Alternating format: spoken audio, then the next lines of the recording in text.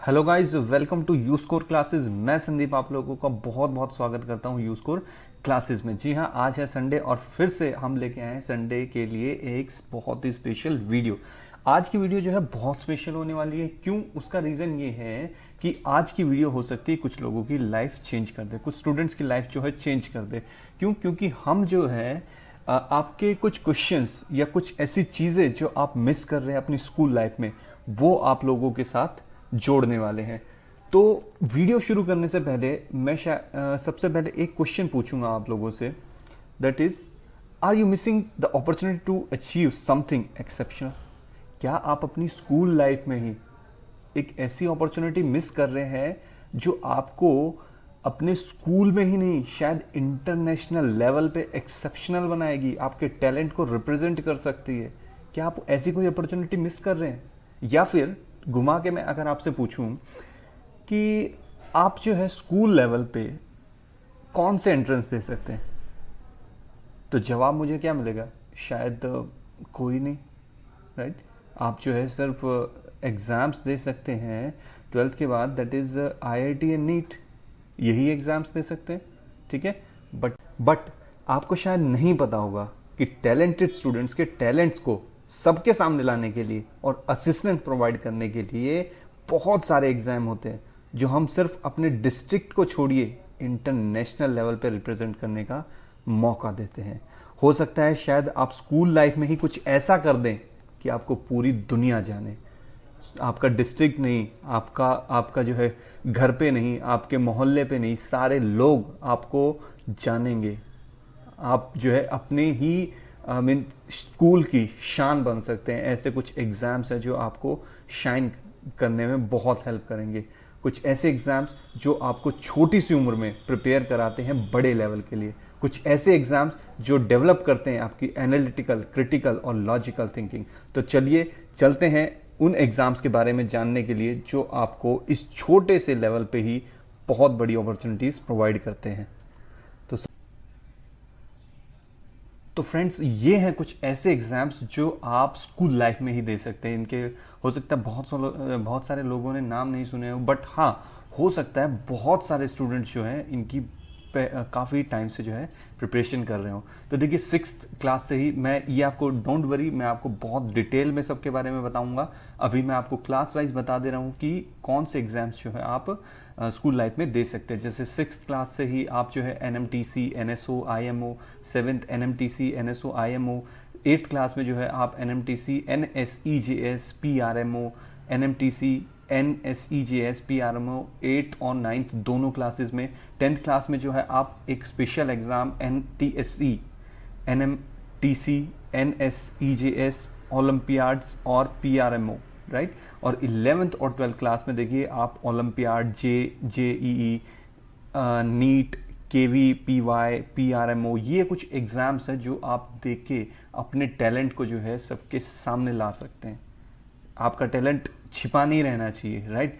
तो अपने टैलेंट को जो है सबको दिखाना है और कुछ ऐसा एक्सेप्शनल ही करना है स्कूल लाइफ में जो आपको सबसे अलग कर दे, राइट। चलिए अब डिटेल में जो है सब एग्ज़ाम्स के बारे में जान लेते हैं कि कौन सा एग्ज़ाम्स जो है आपको किस तरीके से रिप्रेजेंट करने में हेल्प करेगा। तो सबसे पहला एग्ज़ाम है आपका NMTC, राइट। NMTC एग्ज़ाम जो है ये कंडक्ट कराती है AMT। NMTC means national mathematical talent contest. जैसे कि आपको पता लग गया होगा फुल फॉर्म से ही कि ये मैथमेटिक्स से रिलेटेड टेस्ट है, राइट। ये कंडक्ट कराते हैं AMT, the association on mathematics teachers of India, right. इसका एम क्या है फ्रेंड्स? इसका एम है to discover and encourage students who have the capability for original and creative thinking, readiness to attack unfamiliar and non-routine problems, exhibiting at a general mathematical ability appropriate to their level, right? तो ये है इसका M. अब इसकी participation की बात कर लेते हैं कि कौन पार्टिसिपेट कर सकता है और किस एग्जाम में, ठीक है। देखिए, ये अलग अलग लेवल्स पे होता है एग्जाम। 7th क्लास से जो 5th क्लास से लेके ये जो है आपकी 12th स्टैंडर्ड्स के बाद भी होता है एग्ज़ाम, राइट। तो जो 5th और 6th स्टैंडर्ड में है उसे Gauss contest means primary level के लिए ये जो है एग्ज़ाम होता है आपका। और सब जूनियर लेवल के लिए जो है 7th और 8th स्टैंडर्ड में, जूनियर लेवल के लिए 9th 10th स्टैंडर्ड में that is Bhaskara, inter that is 11 10 12 students class के स्टूडेंट्स के लिए दैट इज़ रामानुजा, राइट। और आर्यभट्टा कॉन्टेस्ट भी होता है सीनियर लेवल पे, राइट। तो ये थे इनके एंट्री पॉइंट्स। अब इनके स्टेजेस के बारे में बात कर लेते हैं कि ये जो है किस स्टेज पे होता है, मींस कितने टेस्ट जो है आपको देने पड़ेंगे। तो आपको जो है 2 टेस्ट देने पड़ते हैं इसे क्लियर करने के लिए, that is first one preliminary and second one final test, ठीक है। तो प्रिलिमिनरी टेस्ट जो है जनरली जुलाई में कंडक्ट होता है, बट कोविड की वजह से बहुत सारे एग्जाम्स जो है डिले हो गए हैं अब की बार। तो आपको जो है इनकी डेट्स के लिए अपडेटेड रहना पड़ेगा, क्योंकि डेट्स जो है ज़्यादातर डिले होती जा रही हैं कोविड की वजह से। तो 10% स्टूडेंट्स ही होते हैं जितने भी इसमें एग्जाम्स देते हैं, सिर्फ 10% स्टूडेंट्स ऐसे होते हैं जो फाइनल टेस्ट के लिए सेलेक्ट किए जाते हैं। और फाइनल टेस्ट आपका जो जनरली होता है वो नवंबर में होता है और रिजल्ट इसका जो है दिसंबर में डिक्लेयर कर दिया जाता है। अब बात कर लेते हैं कि इसके अवार्ड्स क्या हैं, क्या आपको फायदे होते हैं इस एग्जाम को देने के बाद। देखिए, फर्स्ट होल्डर जो होता है, फर्स्ट रैंक होता है, उससे कैश प्राइज मिलता है 5000 का, राइट, कैश प्राइज ऑफ 5000। और इसके साथ साथ उसे जो है मेरिट सर्टिफिकेट, सेकंड रैंक को जो है कैश प्राइज ऑफ 2500 और merit certificate, third rank holder that gets 1250 rupees cash prize and merit certificate, right. तो ये हैं अवार्ड्स। और ये देखिए कुछ जो रुपीस हैं या फिर कैश है वो आपके टैलेंट के जो है इक्वलेंट नहीं होता। तो ये सबसे ज़रूरी अवार्ड इसमें जो है वो है आपको पहचान मिलती है, आप अपने स्कूल के हीरो बन जाते हैं, आप अपने आपको जो है पूरे नेशनल लेवल पे ऊपर उठाते हैं, ठीक है। नेशनल, पूरा देश आपको जानता है ऐसे एग्जाम से। तो दूसरा एग्जाम उसके बारे में बात कर लेते हैं, that is NTSE, national talent search examination. बहुत ही जो है डिफिकल्ट एग्जाम है, बट जो है स्टूडेंट्स क्लियर करते हैं इसको, उन्हीं के लिए बना होता है। तो national talent search examination is one of the most prestigious national level scholarship program to identify talented individuals and nurture them. कुछ ऐसे स्टूडेंट्स जो बहुत ही टैलेंटेड है उनको जो है सर्च करने के लिए और उनको और नर्चर करने के लिए जो है NTSE का एग्जाम होता है। और एलिजिबल कौन होते हैं इसके लिए, क्लास 10th के स्टूडेंट्स। तो 10th क्लास के स्टूडेंट्स अपनी प्रिपरेशन के साथ साथ NTSE एग्जाम्स की भी प्रिपरेशन कर सकते हैं। तो इसमें जो है स्टेजेस क्या है, क्या क्या लेवल आपको एग्जाम्स के देने पड़ते हैं। That first one is state level और सेकंड वन जो है वो आपका नेशनल लेवल है, ठीक है। तो स्टेट लेवल पे देखिए किस तरीके से एग्जाम कंडक्ट होते हैं। पहले आपको रजिस्ट्रेशन कराना होता है अपने स्टेट लेवल पे ही, ठीक है। रजिस्ट्रेशन आपका स्टेट लेवल से भी होगा और पहला एग्जाम जो है आपके स्टेट में ही होगा। तो this is held by state education boards in November in state itself, ठीक है। नवंबर में आपका एग्जाम होता है और आपके स्टेट में ही होता है। ये एग्जाम जो है 2 पार्ट्स में डिवाइडेड होता है, that is first one MAT mental ability test and second one SAT scholastic aptitude test. 100 questions होते हैं और 100 मार्क्स होते हैं, दोनों टाइप ऑफ पार्ट्स के, ठीक है। Students are selected for the next level as per the quota of seats available for the seats. देखिए इस एग्जाम के लिए हर स्टेट्स को कुछ सीट्स अलॉटेड है, ठीक है। उतने ही वो स्टूडेंट जो है सेलेक्ट करती हैं अपने स्टेट्स में और फिर जो है उन्हें नेक्स्ट लेवल के लिए भेज दिया जाता है, किस पे, नेशनल लेवल एग्जामिनेशन के लिए। स्टेट लेवल के बाद नेशनल लेवल एग्जामिनेशन होता है, वो कि जून में होता है, ठीक है। और वो उसमें बैठते कौन है, जो कि स्टेट लेवल एग्जाम में शॉर्ट लिस्ट हुए हैं, ठीक है। उसके बाद जो एग्जाम नेशनल लेवल पे होता है वो भी सेम 2 पार्ट्स में डिवाइड होता है, that is mental ability test और स्कॉलिस्टिक एप्टीट्यूड टेस्ट। 100 क्वेश्चंस और 100 मार्क्स का ही टेस्ट होता है। 200 जो है मार्क्स का ये टेस्ट होता है यहाँ पे भी। और फिर जितने भी स्टूडेंट्स इसमें से एग्जाम देते हैं 2000 स्टूडेंट्स को जो है सेलेक्ट कर लिया जाता है, किसके लिए, स्कॉलरशिप के लिए। उनको जो है मंथली स्कॉलरशिप मिलती है। मैं आपको बताऊंगा आगे स्कॉलरशिप के बारे में, बट पहले डिस्कस कर लेते हैं कि मैट और सेट का सिलेबस क्या रहता है। देखिए मैट में जनरली, क्योंकि दिस इज एप्टीट्यूड टेस्ट, ठीक है, तो इसमें जो है आपके blood relation, distance direction, coding decoding, ranking, arrangement, Venn diagram and word problems etcetera type के क्वेश्चंस आते हैं। सेट जो है थोड़ा सा वाइड होता है इसका स्कोप, तो इसमें आपकी साइंस, सोशल साइंस, मैथमेटिक्स ये कवर होते हैं, ठीक है। तो साइंस में आपके reproduction, carbon and compounds, motion, measurement, force, source of energy, work and energy, metal, ये यहाँ पे मेटल, और non metals, acid, base and salt. Social science में जो है French revolution, world war 1 2, Indian freedom struggle, natural vegetation and Indus valley civilisation, climate, solar system, maps and globes, judiciary, Indian constitution, Indian government. Means आपका जो है polity से लेके history और geography सब कुछ कवर हो जाता है सोशल साइंस में। मैथमेटिक्स में भी बहुत वाइड स्कोप है, number system, quadratic equation, arithmetic progression, square root, percentage, surface area, simple and compound interest triangle, linear equation etcetera. ये सिलेबस रहता है आपका मैट एंड सेट का। और स्कॉलरशिप की बात कर लेते हैं। स्कॉलरशिप जो है मिलती है सेलेक्टेड स्टूडेंट को 1250 पर मंथ, ठीक है। तो पर मंथ जो है उसको कहाँ तक, यूजीसी, जब आप पीएचडी करते हैं वहाँ पे आपको अलग स्कॉलरशिप मिलती है, तो उससे पहले तक आपको जो है स्कॉलरशिप मिलती रहती है पर मंथ, ठीक है। और देखिए स्कॉलरशिप ये तो मॉनेटरी बेनिफिट हुआ, बट उसके अलावा आपको बहुत सारे बेनिफिट होते हैं, क्योंकि इतने स्टूडेंट से आप कंपेयर कर रहे हैं, कम्पीट कर रहे हैं, ठीक है। तो वो आपको अपने आप में अलग बनाता है। और आपकी एनडीए का एग्ज़ाम भी कुछ जो है इससे रिलेट होता है, तो आपकी एनडीए की प्रिपरेशन भी हो जाती है साथ में। और इसके अलावा ये आपकी कॉन्फिडेंस को और नॉलेज को बूस्ट करने में बहुत हेल्प करता है, और आगे चल के आपको जो है अदर एग्ज़ाम्स में, इंटरव्यूज़ में बिल्कुल तैयार करके रखता है, ठीक है।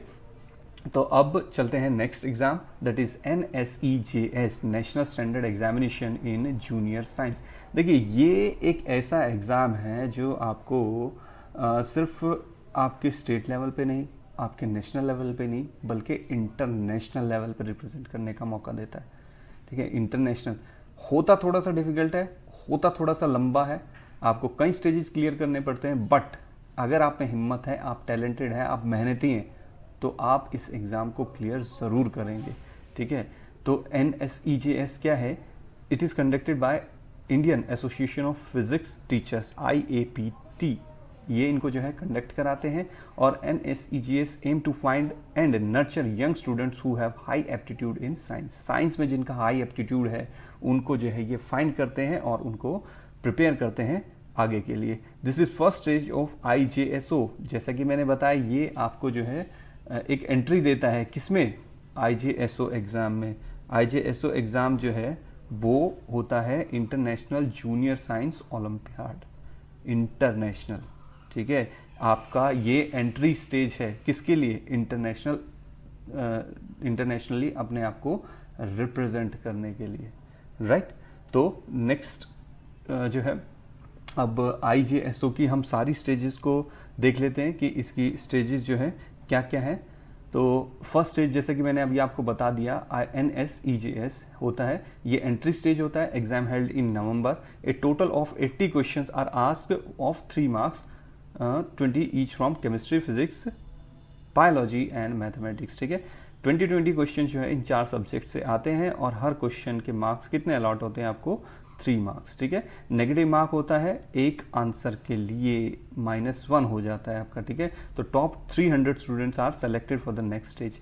जितने भी स्टूडेंट्स बैठते हैं उनमें से सिर्फ और सिर्फ 300 स्टूडेंट्स सेलेक्ट होते हैं नेक्स्ट लेवल के लिए, ठीक है। ये एंट्री स्टेज के पहला एग्ज़ाम है। अब उसमें जो 300 स्टूडेंट्स सेलेक्ट होते हैं वो जाते हैं किसके लिए, INJSO, Indian national junior science olympiad के लिए। सेकंड स्टेज है ये IJSO की, ठीक है। तो बेस्ड ऑन टॉपिक, ये कुछ टॉपिक्स हैं जिनके बेस पे उनके जो है एग्ज़ाम दोबारा होते हैं, और उसमें से कितने थे, 300 स्टूडेंट्स। 300 स्टूडेंट्स में से सिर्फ और सिर्फ 35 स्टूडेंट्स सेलेक्ट होते हैं किसके लिए, नेक्स्ट स्टेज के लिए। ये है सेकेंड स्टेज, ठीक है। कहाँ से शुरू हुआ था, अनलिमिटेड स्टूडेंट से। अनलिमिटेड में से 300 सेलेक्ट हुए, 300 में से सिर्फ रह गए कितने, 35 स्टूडेंट। तो सोचिए अगर आप पूरे देश में 35 स्टूडेंट्स में आ जाते तो अपने आप में कितनी बड़ी बात है। बट ये चीज़ जो है यहीं पे नहीं रुकती है। आपको कहाँ तक ले जाएगी, नेशनल लेवल तक। तो चलते हैं इसके थर्ड स्टेज पे, that is OCSC, orientation come selection campaign. ठीक है, तो इसमें क्या होता है, ये कंडक्ट किया जाता है HBCSC, that is Homi Bhabha centre for science education. इसमें जो है आपके थ्योरेटिकल प्रैक्टिकल एग्जाम्स होते हैं वहाँ पे, और 60:40 के बेसिस पे जो है सिर्फ और सिर्फ 6 स्टूडेंट्स सेलेक्ट होते हैं out of 35। How many are selected, 6 students. आपको जो है एक्सेप्शनल होना पड़ता है, मेहनती होना पड़ता है उन 6 में आने के लिए 35 में से। ठीक है, rest are given awards in form of books and cash for their meritorious performance. जैसे कि मैंने बताया कि आप अगर पूरे देश में 35 स्टूडेंट्स में आ रहे हैं तो अपने आप में एक्सेप्शनल है।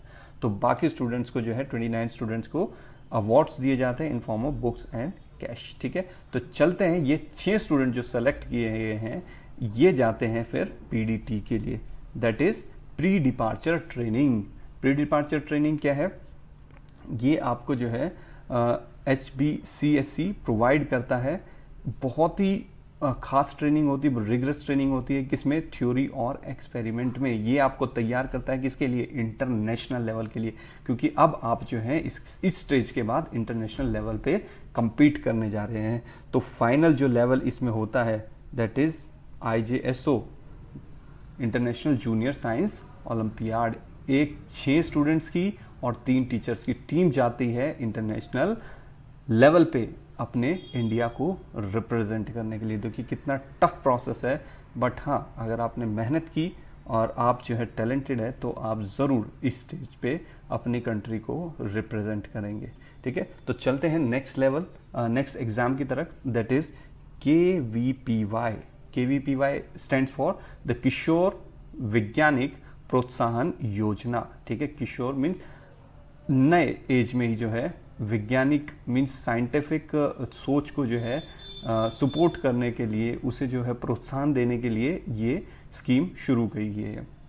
ठीक है, ये एग्ज़ाम जो है क्यों कंडक्ट होता है, this is an ongoing national program for fellowship in basic sciences initiated and funded by the department of science and technology. खुद गवर्नमेंट जो है इसे फंड करती है। ठीक है, तो अपने आप में बहुत खास एग्जाम है, to attract exceptionally highly motivated students for pursuing basic science courses and research career in science. ठीक है, और ये कौन ऑर्गेनाइज करता है, ये ऑर्गेनाइज करता है IISc बेंगलोर। ठीक है, तो इसकी जो है एलिजिबिलिटी देख लेते हैं और स्ट्रीम देख लेते हैं। तो इसमें देखिए 3 स्ट्रीम है, that is first one SA, second one SX, SA, SXR और SB। ठीक है, अब फर्स्ट स्टेज में जो है SA में आप अगर 11th क्लास में एनरोल हैं तो आपको 10th क्लास में मिनिमम कितने मार्क्स चाहिए, 75% चाहिए। अदर कैटेगरीज के लिए जो थोड़ी सी रिलैक्सेशंस होती है। SX में जो है आप 12th क्लास में हैं तो आपको 12th क्लास जो है मिनिमम 60% मार्क्स से पास करनी पड़ेगी, और 10th क्लास में जो है वही आपके 75% मार्क्स होने चाहिए। ये एनरोल होने के लिए कंडीशन है, प्रिलिमिनरी कंडीशन है। अगर आप जो है अंडर ग्रेजुएट कोर्स में हैं, प्रोग्राम में हैं, और आप जो है इस एग्ज़ाम को देना चाहते हैं तो आपको स्कोर करने पड़ेंगे कितने, एटलीस्ट 60% किसमें, 12th क्लास में, और जो है 60% ही किसमें, आपके ग्रेजुएट या फिर मास्टर्स कोर्स में। ठीक है, तो इसके अवार्ड्स जो है बहुत ख़ास है। वो क्या है, आपको जो है SX, SB और SA, SX, SB जो कि फर्स्ट 3 इयर्स में है तो आपको मंथली फेलोशिप मिलती है 5000 और कंटिजेंसी ग्रांट भी मिलती है 20,000 रुपये तक की।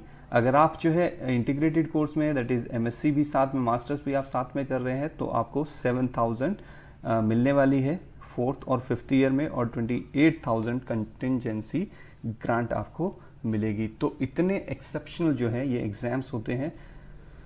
तो अब नेक्स्ट लेवल पे चलते हैं, नेक्स्ट एग्ज़ाम पे चलते हैं, दैट इज़ NSO। NSO क्या है, द नेशनल साइंस ओलंपियाड।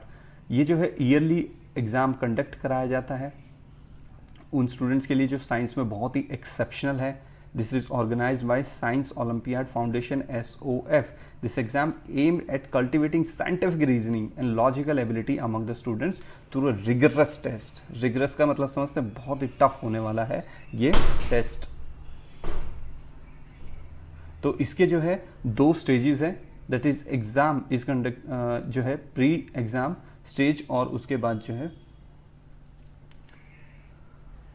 ये जो है प्रीलिमिनरी एग्जाम, सॉरी, तो प्रीलिमिनरी एग्ज़ाम आपका होता है, और उसके बाद जो है आपका मेंस एग्ज़ाम होता है। प्रीलिमिनरी एग्ज़ाम में आपके जो है टॉपिक्स कवर होते हैं, that reasoning, science, achiever section. 5th to 10th standard की बात कर रहा हूँ मैं, तो 5th to 10th में logical reasoning, science and achiever section, और 11th 12th में जो है फिजिक्स, केमिस्ट्री, मैथमेटिक्स और बायोलॉजी एंड अचीवर्स सेक्शन। और सेम ही जो है आपके मेंस एग्जाम में भी कवर होते हैं, बट डिफ़िकल्टी लेवल अलग होता है, ठीक है। उसके बाद जो है ये तो शायद बहुत सारे लोगों को पता होते हैं, ये जो है एंट्रेंस एग्ज़ाम ज़्यादातर स्टूडेंट्स को पता होते हैं जो 11th 12th में एंटर कर जाते हैं, ठीक है, क्योंकि ये जो है एक तरीके से हमारे स्टूडेंट्स में एक जैसे बोलते हैं ना कि आपने साइंस ली तो आप आगे कहाँ जाएंगे, बीएससी करने जाएंगे। इसी तरीके से बीएससी, एमएससी करना, उसके लिए जो है जेई या फिर नीट के एग्ज़ाम्स जो हैं, मास्टर्स करने के लिए नहीं बट मेडिकल कोर्सेज में नीट के एग्ज़ाम्स जो है वो एंट्रेंस एग्ज़ाम्स है। तो बच्चे जो है क्योंकि इनमें अच्छी अपॉर्चुनिटी मिलती है, गवर्नमेंट कॉलेजेस में एडमिशन मिलता है, तो सबसे पहले बच्चे इन्हें ही क्लियर करने के लिए जाते हैं। तो जेई जो है वो ज्वाइंट एंट्रेंस एग्जाम है, that is conducted in 2 phases, mains and advance. ये जो है नेशनल लेवल पे होता है, और इसे कंडक्ट कौन कराता है, एनटीए, ठीक है। और इसमें जो है किन किन कोर्सेज को आप किन किन कोर्सेज के लिए जा सकते हैं, BE, BTech, B architecture, B planning, ठीक है। पहले जो है ये एक बार होता था 1 साल में, अब ये जो है 2 बार होने लग गया है 1 साल के अंदर, ठीक है। और इसके बेसिस पे, इस एग्ज़ाम के बेसिस पे जो है आपको आईआईटी, एनआईटीज़, आईआईटीज़, सीएफटीआईज़ में जो है सीट्स मिलती हैं अपने कोर्सेज पूरे करने के लिए। जेई मेंस का जो है सिलेबस थोड़ा सा चेंज हो गया है, पहले जो है सिलेबस कुछ और था और रिसेंट कुछ डेवलपमेंट्स हुई हैं जेई मेंस के एग्ज़ाम में, तो मैं आपको वो चेंजेस जो है बता देता हूँ। पहले जो है नंबर ऑफ पेपर जो कवर होते थे जेई मेंस में वो 2 होते थे, बीटेक और बी आर्किटेक्चर। अब जो है 3 होंगे, बीई, बीटेक, बी आर्किटेक्चर और बी प्लानिंग, ठीक है। ये 3 सब्जेक्ट जो हैं कवर होंगे। और पहले जो है बी प्लानिंग था नहीं, अब जो है बी प्लानिंग को ऐड कर दिया गया है। नंबर ऑफ क्वेश्चंस को भी चेंज किया गया है, पहले जो है बीटेक में 90 क्वेश्चंस आते थे, अब जो है आपके 75 क्वेश्चंस आएंगे, और 75 क्वेश्चंस जो है वो 3 सब्जेक्ट से आएंगे अलग अलग। और आर्किटेक्चर और बी प्लानिंग में जो है पहले 82 क्वेश्चंस होते थे, बट अब आर्किटेक्चर में 77 और बी प्लानिंग में जो है 100 क्वेश्चंस कर दिए गए हैं। टोटल मार्क्स भी जो है ऑब्वियसली चेंज हो गए हैं। बी आर्किटेक्चर में पहले बी टेक में जो है पहले 360 मार्क्स होते थे, अब जो है 300 मार्क्स का एग्जाम होगा। और बी आर्किटेक्चर, बी प्लानिंग में पहले 390 का होता था, अब जो है वो 400 ईच होगा, ठीक है। बी आर्किटेक्चर भी और बी प्लानिंग भी 400 मार्क्स का होगा। न्यूमेरिक वैल्यू बेस्ड क्वेश्चन जो है पहले नहीं होते थे, बट अब जो है वो एग्जाम्स में जो है इन्वॉल्व होंगे, ठीक है। बी प्लानिंग के एमसीक्यू क्वेश्चंस भी जो है इसका पार्ट नहीं थे, अब जो है वो भी इसका पार्ट होंगे, ठीक है। तो अब बात कर लेते हैं नेक्स्ट एग्जाम, जो बहुत ही फेमस एग्जाम है, that is NEET, national eligibility cum entrance test. NEET UGC is a single entrance exam for admission to more than 66,000 MBBS and BDS seats across India. 66,000 से ज़्यादा MBBS और BDS की seats के लिए जो है NEET का एग्ज़ाम होता है, ठीक है। It is again conducted by NTA, but ये होता है साल में 1 बार, ठीक है। JEE या फिर JEE का एग्ज़ाम जो है वो पहले 1 बार होता था, बट अब वो 2 बार होने लग गया है। और नीट का एग्ज़ाम जो है 1 ही बार होता है। अब इसका पैटर्न देख लेते हैं कि एग्ज़ाम का पैटर्न क्या है। नंबर ऑफ क्वेश्चंस 180 होते हैं, बहुत ही जो है स्ट्रेट फॉरवर्ड एग्जाम पैटर्न है, और चेंज भी नहीं हुआ है जैसे कि JEE का हुआ है। तो नंबर ऑफ क्वेश्चन 180, 4 मार्क्स का एक क्वेश्चन होता है, तो टोटल मार्क्स जो है वो हो गए 720। 4 सब्जेक्ट जो है इसमें कवर होते हैं, that is physics, chemistry, biology के 2 पार्ट्स, बॉटनी और जूलॉजी।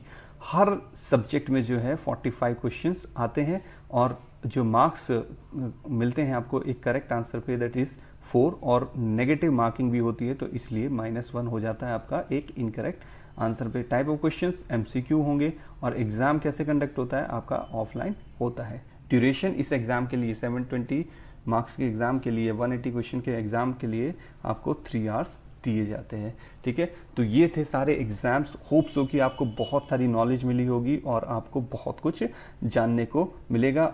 बस एक ही रिक्वेस्ट है कि अगर आप टैलेंटेड हैं, आप इंटरेस्टेड हैं, तो आप किसी के बारे में सोचिए मत, अपने एग्ज़ाम्स को जो है जिसमें आप इंटरेस्टेड है एनरोल कीजिए और अपने टैलेंट को दुनिया के सामने। One of the greatest secret of great leaders is that they are not controlled by what they can't do. अगर आपको सक्सीड हो रहा है अपनी लाइफ में, अगर आपको सबसे आगे निकलना है, तो उन चीज़ों को तो अपने आप पे हावी नहीं होने देना है जो आपको किसी काम को करने में रोकेंगी। ठीक है, यही खासियत होती है लीडर्स की, जो आगे जाते हैं। ठीक है, तो जो आपको करना है, जो आप में टैलेंट है, बिना किसी के सोचे उसको रिप्रेजेंट कीजिए और आगे बढ़ते रहिए। तो इसी होप के साथ मैं आपको कहता हूँ बेस्ट ऑफ लक, और हम इस वीडियो को यहीं पे ख़त्म करते हैं। तो thank you so much for watching this video and never forget to give your valuable suggestion, share with every learner and subscribe and like to boost our confidence. तो take care, bye, stay home, stay alive.